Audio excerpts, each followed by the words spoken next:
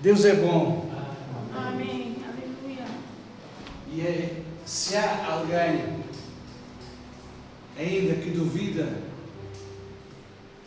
do amor de Deus, eu quero dizer que o amor de Deus ainda está em vigor. Amém.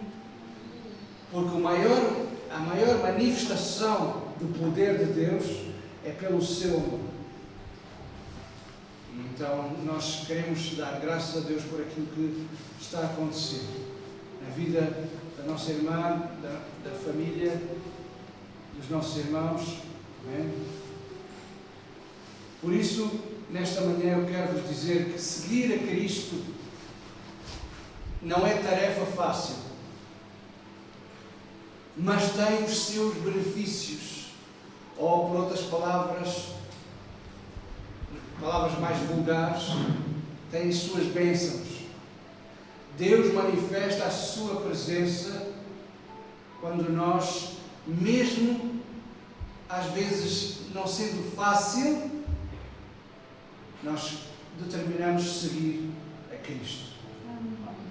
Seguir a Cristo não é uma tarefa fácil e há valores, há preços, muitas vezes que têm que ser pagos. Claro que todos nós sabemos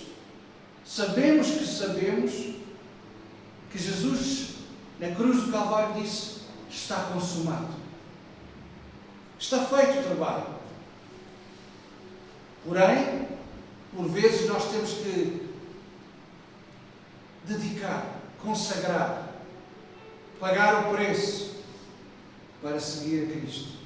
Convido a igreja para abrir a Bíblia no Evangelho de Lucas, capítulo 14. Amém? E vamos ler o que Lucas, o médico, relatou das palavras destes momentos que Jesus estava entre o povo aqui na terra. Lucas 14, vamos começar a ler no verso 25. Quem achou diz amém. Lucas 14, 25. Vamos esperar que todos encontrem. Lucas 14, 25. Diz o seguinte: grandes multidões o acompanhavam e ele, voltando-se, lhes disse. Então, vamos parar um pouquinho. Está a registar um facto que muitas pessoas estavam a seguir a Cristo. E depois, o Senhor Jesus Cristo disse: se alguém vem a mim e não aborrece a seu pai e mãe, e mulher e filhos, e irmãos e irmãs, e ainda a sua própria vida, não pode ser meu discípulo.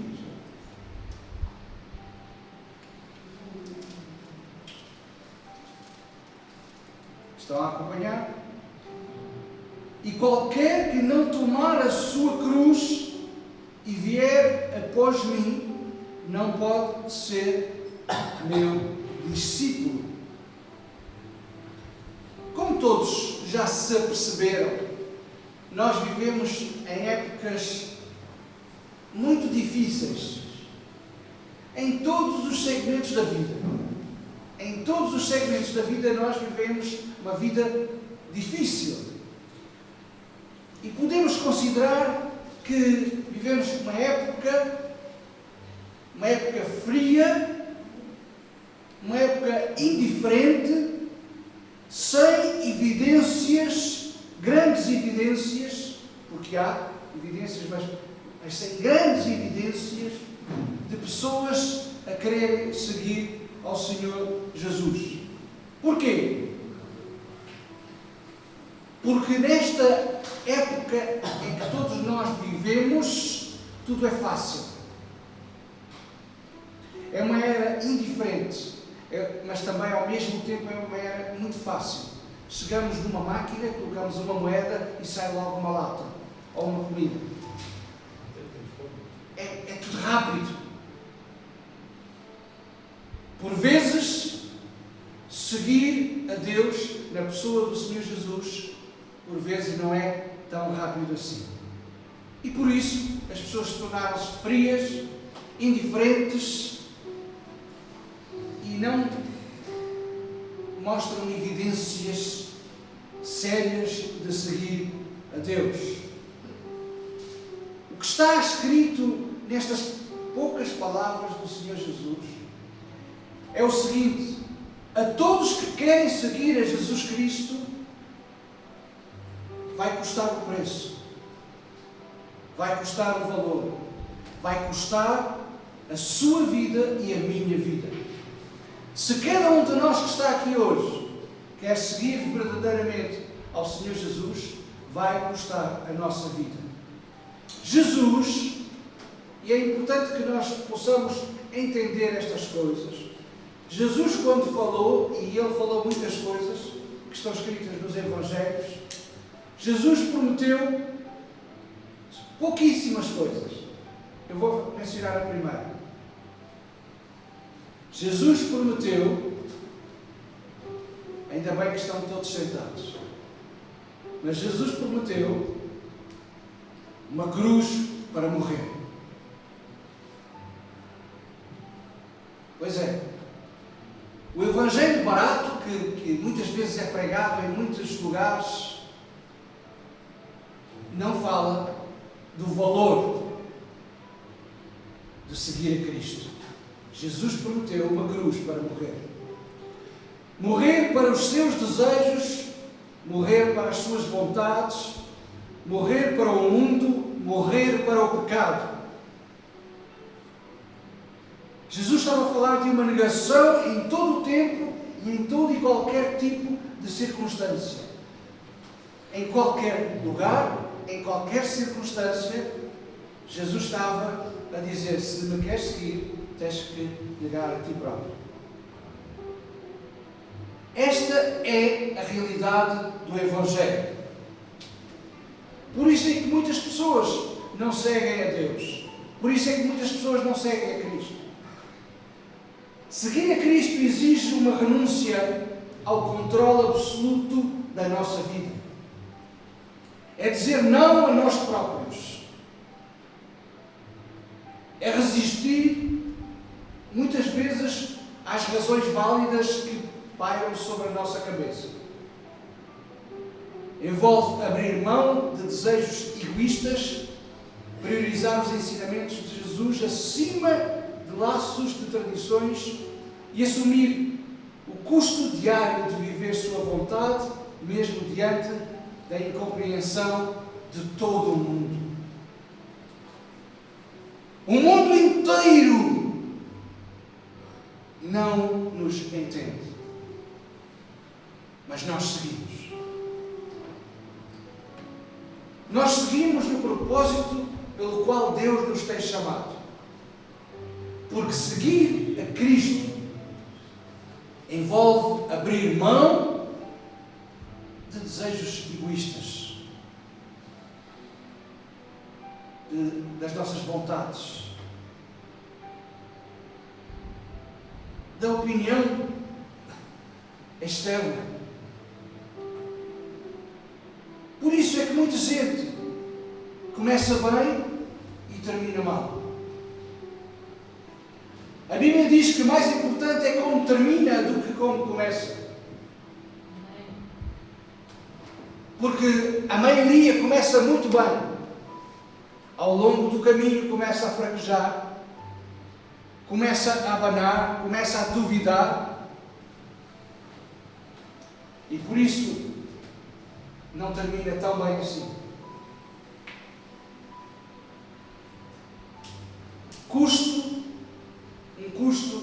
Um valor, é colocar o amor de Deus acima de qualquer afeto terreno, incluindo a própria vida. Custo do amor. Amar a Deus sobre todas as coisas. Note, eu vou enfatizar. Amar a Deus sobre todas as coisas. Está a dizer que é sobre todas as coisas. Não é só sobre algumas coisas. Sobre todas as coisas. Isto é um valor muito alto.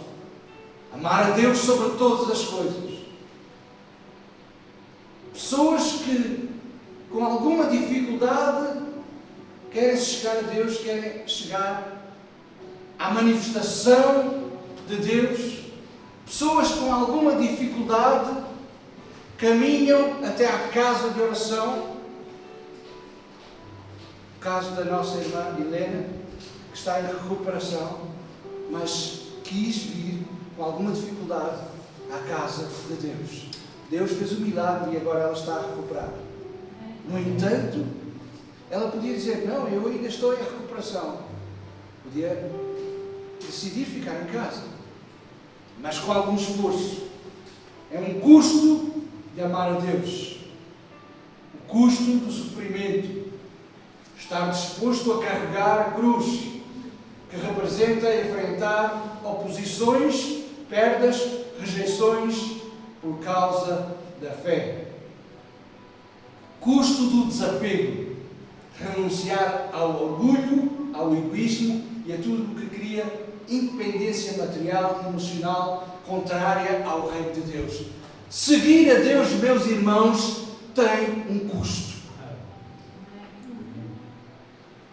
Não podemos negar isso. Quem nega isso está a negar grande parte do Evangelho que Jesus pregou. Jesus, além de prometer uma cruz para morrer, é verdade, Jesus prometeu a vida eterna. E essa é a nossa esperança. A nossa esperança é que um dia podemos estar com Ele face a face eternamente, isto é, para sempre. João escreveu o seguinte: a vida eterna é esta. Meus irmãos, a vida eterna não é somente um dia, algures nos ares. Não. A vida eterna começa aqui. Jesus disse, e a vida eterna é esta, que te conheçam a ti. Então, quem dá os primeiros passos para conhecer Jesus, quem dá os primeiros passos para conhecer a Deus, começa a experimentar a vida eterna. Diz João, e a vida eterna é esta, que te conheçam a ti, o único Deus vivo e verdadeiro, e é Jesus Cristo a quem enviaste. Esta é a vida eterna. Quando nós dizemos sim, Jesus, sim, Deus, independentemente, às vezes, muitas vezes, fora das paredes das congregações, fora das paredes das igrejas, nós podemos ter uma relação com Deus. E se nós tivermos uma relação com Deus, nós começamos a experimentar a vida eterna. É o que a Bíblia diz. Palavras do Senhor Jesus. A vida eterna é esta, que te conheçam a ti, o único Deus vivo e verdadeiro, e é Jesus Cristo a quem enviaste. Conhecer a Deus como o único Deus vivo. Único. Deus é único, vivo e verdadeiro, e é Jesus Cristo que foi enviado. A salvação não se resume apenas a regras, mas sim a um relacionamento pessoal e íntimo com Deus. A salvação não é um dia, uma hora, num lugar e dizer sim, Jesus. Salvação não é só isso. Salvação começa por aí. Mas a salvação é o processo de um relacionamento com Deus, dia após dia, momento após momento. Amém? Então digo eu, ou Ele é tudo para si e para mim, ou Ele não é nada. Ou Deus é tudo para nós, ou então não é nada. Não há meio termo. Há uma expressão hoje em dia por aí que diz, não é viajar na maionese. Não. Ou é, ou não é. É importante notar que hoje, nos dias de hoje, nos dias em que nós vivemos, não podemos esquecer e nós já falámos isto há algumas semanas atrás, não podemos esquecer como a arca da presença de Deus era carregada. Havia preceitos, havia critérios, porque se a arca de Deus não fosse carregada daquela forma, a arca que representava a presença de Deus, se não fosse carregada daquela forma, daquele jeito, as coisas não corriam tão bem assim. A Bíblia diz que cada um de nós é templo do Espírito Santo. Isto é, na nova aliança, a presença de Deus está em nós. Então a presença de Deus não pode ser carregada, transportada de qualquer forma, de qualquer jeito. Pensem nisso. Se você disse um dia, sim, Jesus, entra na minha vida, independentemente da presença de algum pastor, independentemente da presença de alguém, de algum líder de igreja, se você fez esta oração a Deus, então você tem que ter consciência que Deus habita em si, porque a Bíblia diz, no Evangelho de João, a todos quantos o receberam, foi-lhes dado o direito de serem chamados filhos de Deus, aos que creem no seu nome. Então, se você um dia fez esta oração, disse, sim, Jesus, eu quero-te na minha vida, então tome cuidado para honrar a presença de Deus na sua vida. Pense, como é que eu estou a carregar a presença de Deus? De ânimo leve ou pagando o preço? Muitas pessoas dizem, eu tenho a minha fé.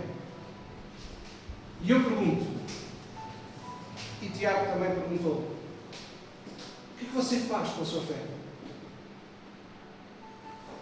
Você que diz que tem fé, o que é que está a fazer com a sua fé? A fé, diz a Bíblia, é o firme fundamento, isto é, a fé é um fundamento. Quem trabalha na construção civil sabe que o fundamento é importante para todo e qualquer edifício. Se não houver um fundamento, aquele prédio vai abaixo. A fé é um firme fundamento. A fé não é uma ferramenta. Muitas pessoas usam a fé como uma ferramenta. Usam agora, não usam durante a semana, usam quando precisam vão buscar a ferramenta. Mas a fé não é uma ferramenta. Não é para usar só às vezes. A fé é um fundamento. Ou eu estou como edifício do corpo de Cristo, como edifício de Deus, ou eu estou fundamentado na rocha que é Cristo, e aí eu sei que estou fundamentado, ou então eu uso a fé como uma ferramenta, só uso às vezes, só quando eu preciso do milagre é que eu digo, Senhor Deus! Não tenho fundamento. Sabe que há diferença entre usar a fé como ferramenta e usar a fé como fundamento? Usar a fé como ferramenta, você quando está aflito, grita, clama, telefona para o pastor, manda mensagem, orem por mim, porque naquela hora você precisa de uma ferramenta. Usar a fé como fundamento, aconteça o que acontecer, você fica firme. Amém. Aconteça o que acontecer, você diz, eu estou em Cristo Jesus, assentado nos lugares celestiais, em Cristo Jesus, eu sou mais do que vencedor em Cristo Jesus. Aleluia. Amém.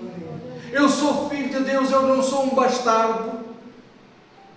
A Bíblia diz que eu não passo necessidades, porque a Bíblia diz, Davi disse, o Senhor é o meu pastor, nada me faltará. Isto é fé fundamentada. Aconteça o que acontecer, ouça aquilo que ouvir, opiniões, por vezes até de alguma forma válidas, mas que o derrubam, mas que o fazem duvidar. Use a fé como um fundamento. E a fé, ela torna-se um fundamento quando a fé, ela cresce por ouvir e ouvir a palavra de Deus. Se você quer ter a fé como um fundamento, tem que ouvir e ouvir e ouvir e ouvir e ouvir e ouvir e ouvir a palavra de Deus. Você não come todos os dias? Sim ou não? Sim. Quem comeu hoje? Faça assim. Alguns não comeram. Pronto. Então está bem. Mas tem que comer. Você não vai passar o dia todo sem comer, pois não? No mínimo vai almoçar. Assim, um grande almoço. Assim, você tem que alimentar a sua fé. Para que a sua fé fique fundamentada. Para que a sua fé não seja somente uma ferramenta para usar somente ao domingo. Ou só às vezes quando fica aflito. Não! Fé é um firme fundamento. As coisas que não se veem, mas que existem. Porque Jesus já nos abençoou com todas as bênçãos espirituais. E elas estão numa despensa chamada hostes celestiais. Nos céus. Então é só ir à despensa. A Bíblia nos ensina que nós temos entrada livre para a presença de Deus, para ir buscar aquilo que é necessário. Mas eu só faço isso se eu estiver fundamentado na palavra de Deus. Amém? Amém. Vocês creem nisto? Amém. Então, quando eu disse no início que é preciso pagar um preço, é muito simples esse preço. Jesus disse: vinde a mim todos os que estáis cansados e oprimidos, e eu vos aliviarei. Depois ele continua dizendo: tomai sobre vós o meu jugo, porque o meu fardo é suave e leve. Enquanto o fardo do mundo, o fardo do pecado, o fardo do diabo é pesado, carrega, o fardo de Jesus é leve. O fardo de Jesus é suave. Quando eu disse que nós temos que nos negar a nós próprios, porque o próprio Senhor Jesus disse: esse é o fardo.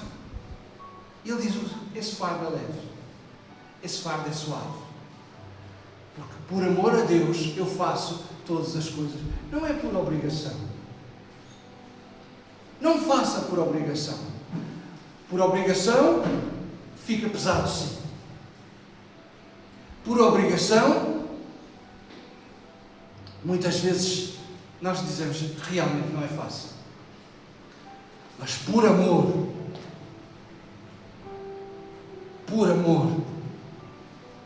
tudo se torna leve. Amar a Deus sobre todas as coisas é um fardo suave e leve.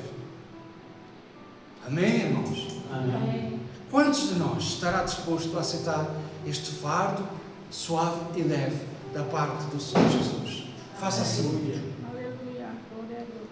Se quer receber este fardo suave e leve da parte do Senhor Jesus, fique de pé. É uma posição, é uma decisão. Não tem a ver comigo, tem a ver com Deus. Eu somente estou aqui para o orientar. Mas o principal é a sua relação com Deus. Nós, como líderes de igreja, nós estamos aqui para orientar, para ajudar. Mas o mais importante, você tem que criar uma relação com Deus. Criar uma relação com Deus. Isso é que é o mais importante. Então vamos todos orar neste sentido e podem repetir após mim. Está bem?